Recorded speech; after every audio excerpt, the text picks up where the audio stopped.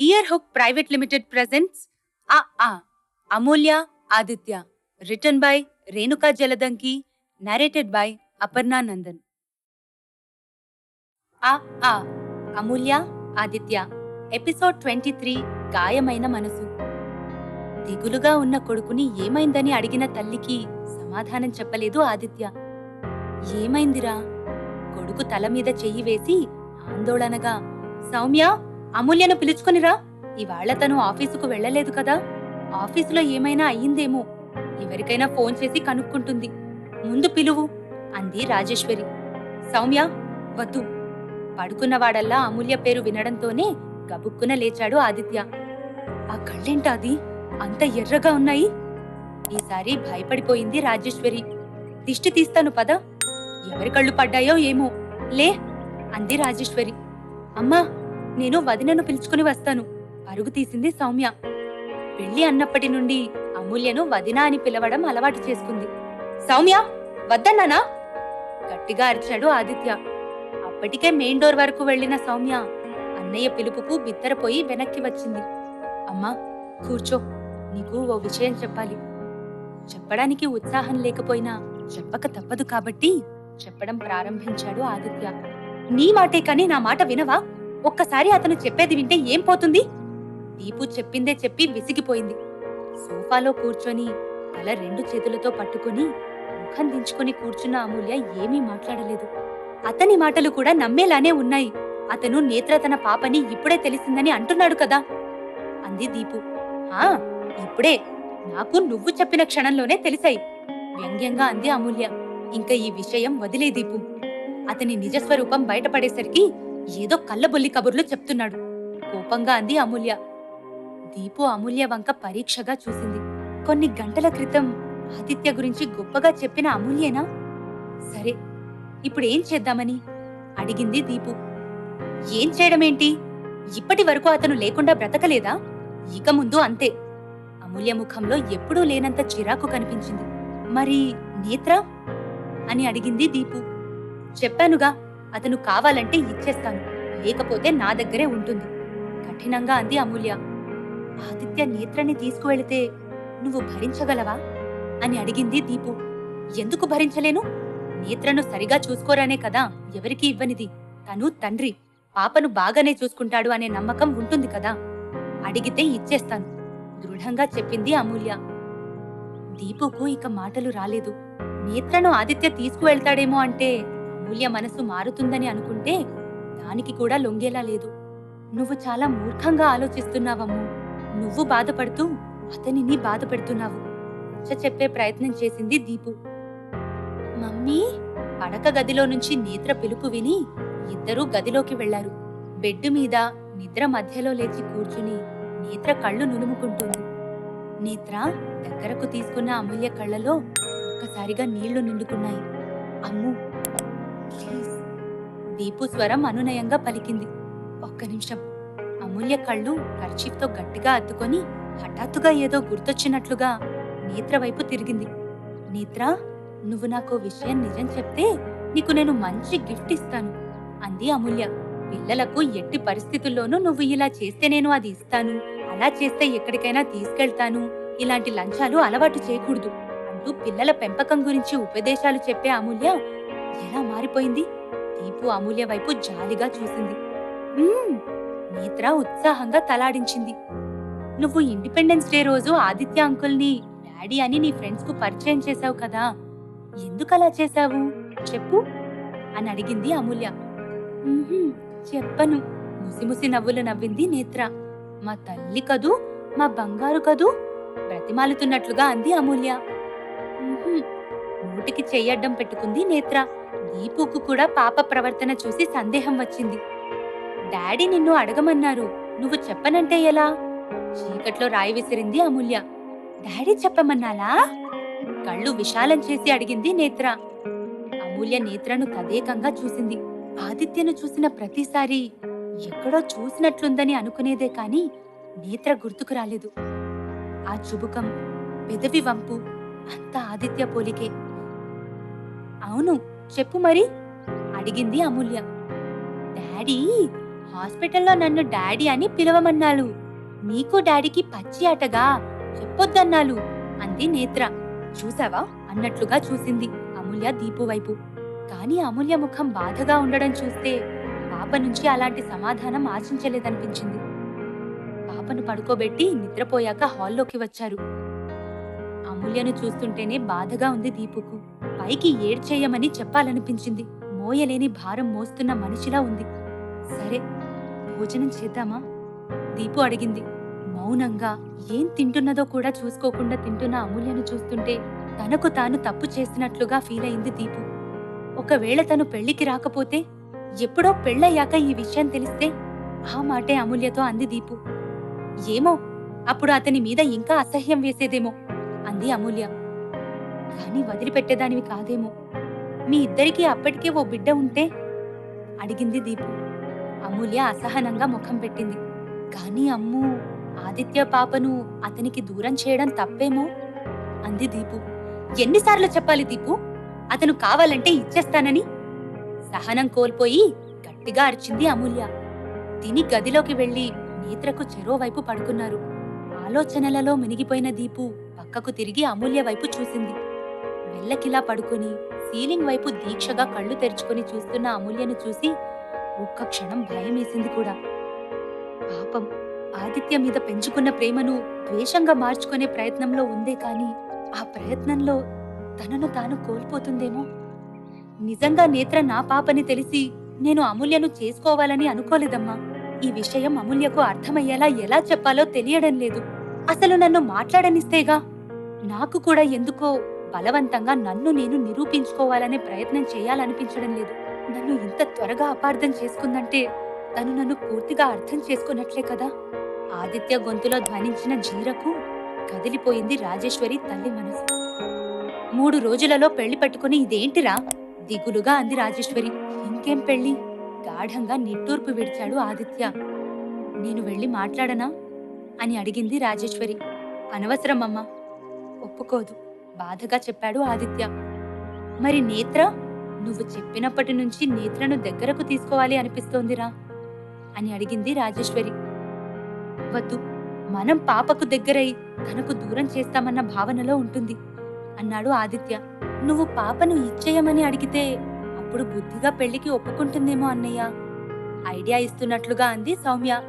ఇస్తానంటుంది అన్నాడు ఆదిత్య. సరే, పాపనైనా తీసుకునిరా ఆది, మన దగ్గరే ఉంటుంది రాజేశ్వరి అంది. వద్దమ్మా, అన్ని నిందలు మోస్తూ పాపను కాపాడుకుంటూ వస్తోంది. అలాంటిది పాపను వదిలి ఉండలేదు. పైకి అందే కాని పాప లేకపోతే తను జీవచ్ఛవమే అన్నాడు ఆదిత్య. అయితే ఇద్దరూ ఇలా పెళ్లి పటాకులు లేకుండా ఉండిపోతారా? రాజేశ్వరి విస్తుపోతూ అడిగింది. ఎలాగోలా పెళ్లికి ఒప్పిద్దామన్నయ్యా, నాకు చాలా బాధగా ఉంది అంది సౌమ్య. ఆదిత్య మౌనంగా ఉండిపోయాడు. మనసులో చెలరేగుతున్న మంటను చల్లార్చే ప్రయత్నం కూడా చేయడానికి సాహసించలేకపోయాడు. సరే లే, భోజనం చేద్దువు పిలిచింది రాజేశ్వరి. నాకు ఆకలిగా లేదమ్మా, మీరు తినండి అనేసి మరలా బోర్లా తిరిగి పడుకుండిపోయాడు. ప్రపంచంలో భారమంతా ఆదిత్య ముఖంలో కనిపిస్తుంటే తల్లి హృదయం ఓర్చుకోలేకపోయింది. హాల్లోకి వెళ్లి సౌమ్యను రాజేష్ పిల్లలకు భోజనం పెట్టి నిద్రపుచ్చమని చెప్పి ఫోన్ తీసుకుని అమూల్యకు ఫోన్ చేసింది. రింగ్ అవుతూనే ఉంది, లిఫ్ట్ చేయడం లేదు. అమ్మో, ఫోన్ రింగ్ అవుతోంది, ఎవరో చూడు. మేలుకుని ఉన్నప్పటికీ పక్కనే ఉన్న ఫోన్ రింగ్ శబ్దం కూడా వినిపించనంత ఆలోచనలో మునిగిపోయిన అమూల్యని హెచ్చరించింది దీపు. ఆ మాట కూడా వినిపించలేదు అమూల్యకు. అమ్మూ! ఈసారి కాస్త గట్టిగానే పిలిచింది. పిలిచింది అనే కంటే అరిచింది. హా, ఒక్కసారిగా ఇహలోకంలోకి వచ్చింది అమూల్య. ఫోన్ చూడు ఎవరో అంది దీపు. ఆంటీ అంది ఫోన్ తీసుకుని చూస్తూ.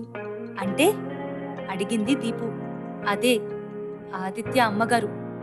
ఆదిత్య పేరు పలకడమే ఇష్టం లేనట్లుగా అంటీ ముట్టనట్లు అంది అమూల్య.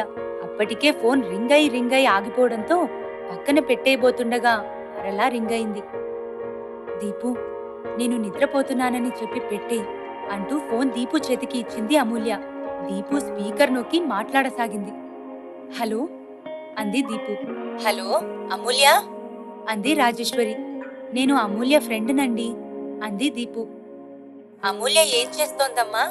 వీడు భోజనం కూడా చేయకుండా పడుకున్నాడు. ఏం జరిగిందో అడుగుదామని అంది రాజేశ్వరి. తను నిద్రపోతోందా ఆంటీ?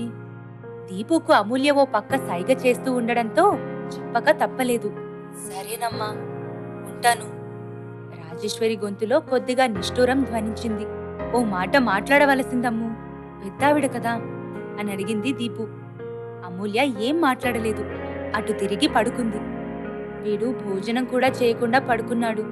చెవులలో ఆ మాట గింగిర్లు తిరుగుతుంటే ఎక్కడో మనసులో కలుక్కుమన్న బాధ గుండెను కరిగించి కంట్లోంచి వర్షం రూపంలో బుగ్గలను తడిపేస్తుంటే నిశ్శబ్దంగా పడుకుండిపోయింది అమూల్య. అమ్మూ, ఇదిగో. చిన్న జ్యువెలరీ బాక్సు అమూల్య చేతిలో పెట్టింది దీపు. ఏంటి దీపు, ఇప్పుడెందుకిస్తున్నావు అని అడిగింది అమూల్య. నిన్న ఆదిత్య చేతిలోంచి జారిపడింది. అతనికి ఇవ్వబోతే తీసుకోలేదు, నీకే ఇవ్వమన్నాడు అంది దీపు. నాకెందుకు? వద్దు, అతనికే ఇచ్చేయ్ విసురుగా అంది అమూల్య. అసలేంటో చూడవా అని అడిగింది దీపు. ఏమైతే మనకెందుకు దీపు, వెళ్ళి ఇచ్చేసేయ్ అంది అమూల్య. నన్ను పెళ్లి గురించి అడిగితే ఏం చెప్పను అని అడిగింది దీపు. అతనికి చెప్పాను కదా, ఇంకా ఎందుకు అడుగుతారు విసురుగా అంది అమూల్య. అమూల్య దీపుతో అంటుండగానే నేత్ర తలుపు తీసి ఉండడంతో గుమ్మం బయటకు వెళ్లబోతూ కనిపించింది. నేత్ర, ఎక్కడికి? గట్టిగా అరిచింది అమూల్య. నానమ్మ వెనక్కి తిరిగి చూసి చెప్పి వెళ్లబోయింది నేత్ర.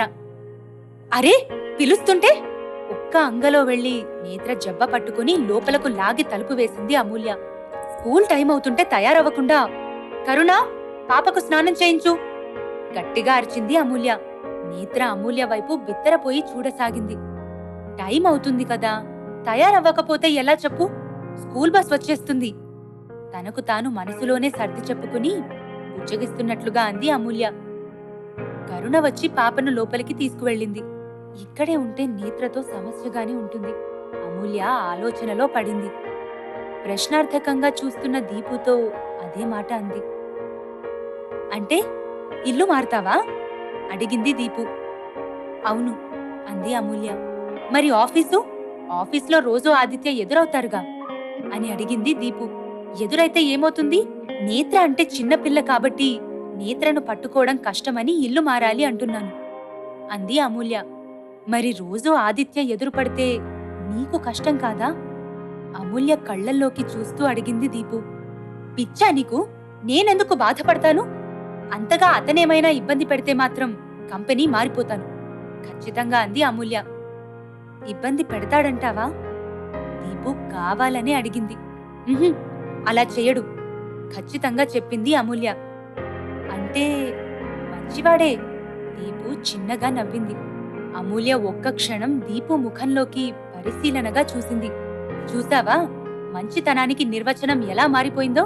ఇంతకు ముందు మంచి చేస్తే మంచివాడు అనేవారు, ఇప్పుడు చెడ్డ చెయ్యకపోతే మంచివాడు అంటున్నాము. అమూల్య విరక్తిగా అంటుంటే దీపుకు అర్థమైంది. అమూల్య మనసులో ఆదిత్య పట్ల ఏర్పడిన అఘాతం పూడ్చడం చిన్న పనేమీ కాదని. నిజమే, ఆలోచిస్తే ఆదిత్య చేసిన నేరం చిన్నదేమీ కాదు. అమూల్య దగ్గరున్న పాప తన కూతురని తెలుసుకుని ప్రేమిస్తున్నట్లుగా వెంటబడి ఆమెను విశాల హృదయంతో పెళ్లి చేసుకుంటున్నట్లుగా నటించడం అమూల్య మనసును కలచివేస్తుంది. కానీ ప్రేమ ఎలాంటి నేరాన్నైనా క్షమించాలి కదా.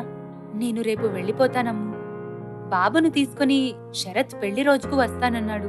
అనవసరంగా వాళ్లు ప్రయాణం చేయడం ఎందుకు అంది దీపు. అలాగే నిర్లిప్తంగా అంది అమూల్య. ఇవాళ ఆఫీస్కు వెళ్తావా అని అడిగింది దీపు. వెళ్ళి వర్క్ త్వరగా కంప్లీట్ చేసుకుని వచ్చేస్తాను. నీకేమైనా షాపింగ్ పని ఉందా అని అడిగింది అమూల్య. మీ సంసారానికి అవసరమయ్యే గిఫ్ట్ కొనాలనుకున్నాను, ఇంకెందుకు దీపు విరక్తిగా అంది. అమూల్య సూటిగా చూసింది దీపు వైపు. అవును, మీ ఆఫీసులో వారికి తెలుసా మీ పెళ్ళని? దీపు హఠాత్తుగా అప్పుడే గుర్తు వచ్చినట్లుగా అడిగింది. పెళ్ళయ్యాక పార్టీ అని ఆహ్వానిస్తే సర్ప్రైజింగ్ గా ఉంటుందని వద్దన్నాడు ఆదిత్య. ఈసారి అమూల్య స్వరం ఆదిత్య పేరు పలుకుతుంటే అనుకోకుండానే జీరబోయింది. దీపుకు జాలి అనిపించింది. సూరజ్తో పెళ్లి అనుకున్నప్పుడు తనకు ఫోన్ చేసి చెప్పింది. ఆ తర్వాత క్యాన్సిల్ అయిందని కూడా తనే ఫోన్ చేసి చెప్పింది. కానీ ఏమాత్రం బాధపడినట్లు అనిపించలేదు. అదే అడిగింది అమూల్యను. అమ్మూ, ఆదిత్యను నువ్వు ప్రేమించావా అని. అమూల్య ఉలిక్కిపడింది. ఏం చెప్పాలో తెలియలేదు. ఈ ప్రశ్న తన మనసును తను వేసుకుందా ఎప్పుడైనా? నేను మీకోసం వెళితే మీరు లేరని తెలుసుకుని వచ్చేస్తానుగా, మరి మీరెందుకు వచ్చారు నాకోసం? అడవిలో కొంటెగా కళ్లలోకి కళ్ళు పెట్టి చూస్తూ నవ్వుతున్న ఆదిత్య గుర్తువచ్చి అనుకోకుండానే కళ్ళు చెమర్చాయి. కళ్లల్లో నీళ్లు పైకి ఉబికి కిందకు జారకుండా జాగ్రత్త పడింది. నేత్రను స్కూల్ బస్ ఎక్కించి వస్తుంటే కాస్త దూరంలో నేత్ర వైపు తదేకంగా చూస్తున్న ప్రశాంత్ కనిపించాడు. ఆదిత్య ఇంట్లో నేత్ర గురించి తెలుసా? తెలియకపోతే ఇప్పుడు తెలుస్తుందా? ఏమైనా వీలైనంత త్వరలో ఇల్లు మారాలి. ఆదిత్య ఆఫీస్కు రాలేదేంటి అమ్ము? దీక్షగా పని చేసుకుంటున్న అమూల్య దగ్గరకు వచ్చి అడిగాడు Sridhar. This has been a Earhook Private Limited production of Amulya Aditya. Written by Renuka Jaladanki, narrated by Aparna Nandan, producer Earhook Private Limited, editor Gautami CH, music by Vijay Krishna. Production copyright 2022 by Earhook Private Limited.